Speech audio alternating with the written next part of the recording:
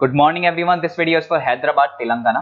So basically हमारे जो sir है वो 2006 से बच्चों को पढ़ा रहे हैं। मोर एजुकेशन के नाम से सर की क्लासेस चलती है। Very provide live classes, recorded videos, notes and books in a very easy language that covers up your entire syllabus.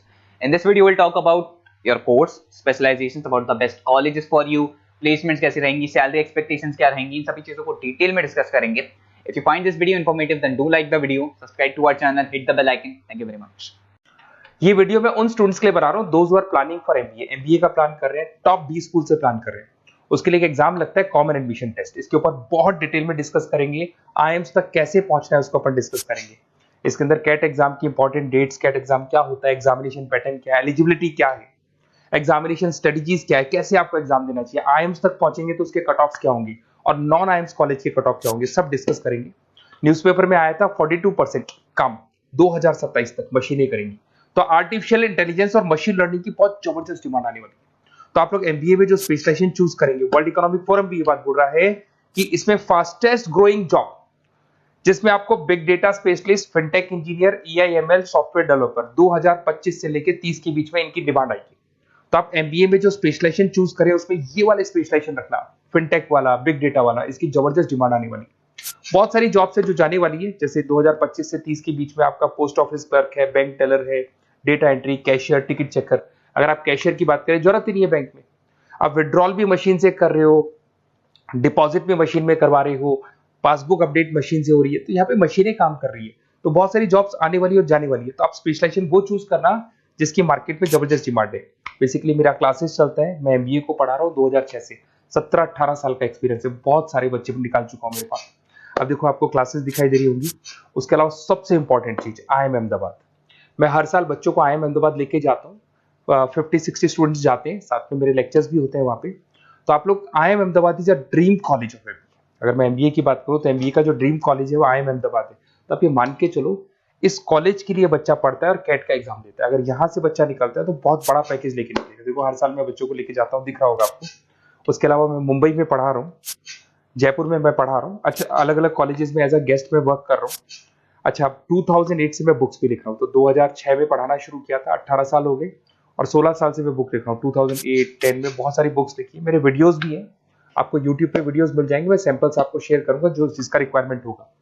अगर आपको बेस्ट कॉलेज का रिक्वायरमेंट हो, बेस्ट कॉलेज का रिक्वायरमेंट हो, या फिर कैट के लिए कैसे स्टडीज करनी है उसका रिक्वायरमेंट है कि कौन कौन से कोर्सेज हैं कैट में, कहाँ पे आपको एडमिशन लेना चाहिए और किस तरीके से स्टडीज करनी है, कट ऑफ क्या जाएगा, तो उसके ऊपर आप डिस्कस कर सकते हो। मेरा नंबर है, इस पर कॉल कर सकते हो।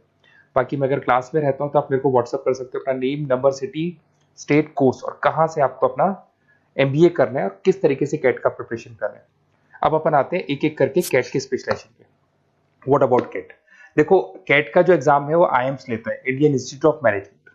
इसमें एमबीए पीजीडीएम करवाता है। मोड आपका जो है ऑनलाइन बेस होता है, कंप्यूटर बेस्ड मोड होगा आपका। ड्यूरेशन 2 घंटे का आपका पेपर होगा। इसमें आपको verbal ability, reading comprehensive, data interpretation, logical reasoning and quant मिलेगा। तो 3 सेक्शन में डिवाइडेड है पेपर। आपको हर सेक्शन में 40 मिनट्स मिलती है। 2 घंटे का आपका पेपर है, तो उसको कंप्लीट करना है। तो इसमें पढ़ना कैसे है, उसकी स्ट्रेटजीज क्या है, इसको अपन आगे डिस्कस करेंगे। देखो आपको इंपॉर्टेंट डेट्स दिखाई देंगी। नोटिफिकेशन इसका जुलाई 25 तक आ जाता है। उसका रजिस्ट्रेशन अगस्त में स्टार्ट होते हैं, सितंबर में आपका लास्ट डेट है, एडमिट कार्ड अक्टूबर में आता है, नवंबर में लास्ट संडे, जो लास्ट संडे होता है नवंबर का, उस दिन एग्जाम लगता है इसका, और जनवरी तक रिजल्ट आ जाता है। अब देखो इसमें बहुत सारी चीजें जो अपन डिस्कस करेंगे। टोटल इसमें 66 मार्क्स का पेपर होता है, वेरी भी करता है थोड़ा बहुत। 40 मिनट्स पर सेक्शन को मिलता है। इसके अंदर आपका इंग्लिश है, रीजनिंग है, क्वांट है, इनके लिए अलग अलग टाइम मिलता है। 1/3 इसमें नेगेटिव मार्किंग रहती है। मतलब अगर आपने कोई किसी ऑप्शन बेस्ड क्वेश्चन को तुक्का मारने की कोशिश की तो 1/3 कट जाएगा। एमसीक्यूज में नेगेटिव होता है, और बाकी जो सेक्शनल कट ऑफ जरूरी है इसके अंदर। मतलब ऐसा नहीं है कि आपका इंग्लिश में स्कोर आ गया, मैथ्स में नहीं आया, डीआई में नहीं आया तो सिलेक्शन नहीं होगा। इंडिविजुअल आपका इंग्लिश में भी आना चाहिए, मैथ्स में भी आना चाहिए, डेटा इंटरप्रिटेशन में, तीनों में आना चाहिए आपका। और एमसीक्यूज में जो नेगेटिव मार्किंग है एमसीक्यूज के लिए होगा, नॉन एमसीक्यूज के लिए नेगेटिव मार्किंग नहीं होता है।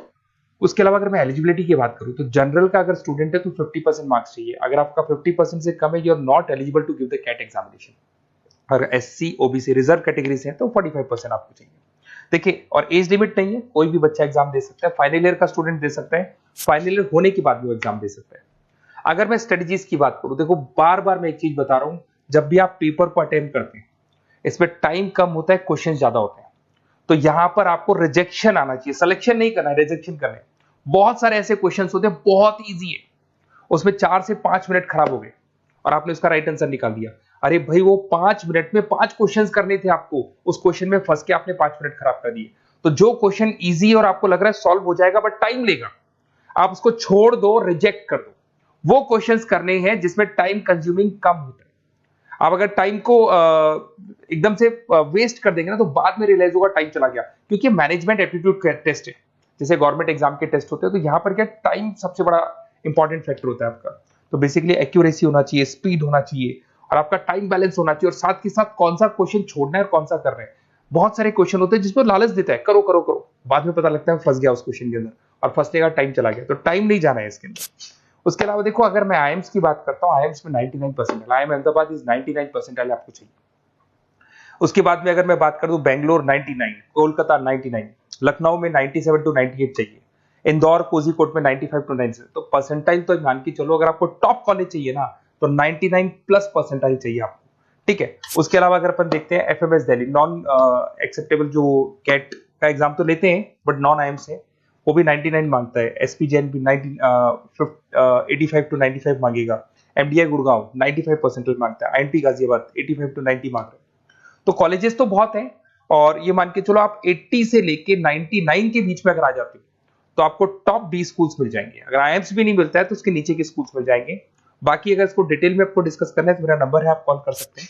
अच्छा, उसके अलावा मेरा नंबर आपको दे दिया मैंने, अगर मैं कल क्लास में हूं या कॉलेज में और फोन नहीं उठाता तो व्हाट्सएप कर देना, अपन डिटेल में डिस्कस करेंगे सारी चीजें, और कहां से आपको कैट करना चाहिए, कौन सा इंस्टीट्यूट बेस्ट रहेगा वो भी मैं आपसे डिस्कस करूंगा, कौन से कॉलेज में आपका एडमिशन लेना चाहिए वो भी डिस्कस करेंगे, किस तरीके से आपको पढ़ाई करनी है, नोट्स कैसे मिलेंगे, वीडियोस कैसे मिलेंगे, सब डिस्कस करेंगे। Okay, best of luck for your CAT examinations. और कोई कॉलेज से रिलेटेड क्वेरी है तो वही आप मेरे को कॉल कर सकते हैं। Okay, best of luck.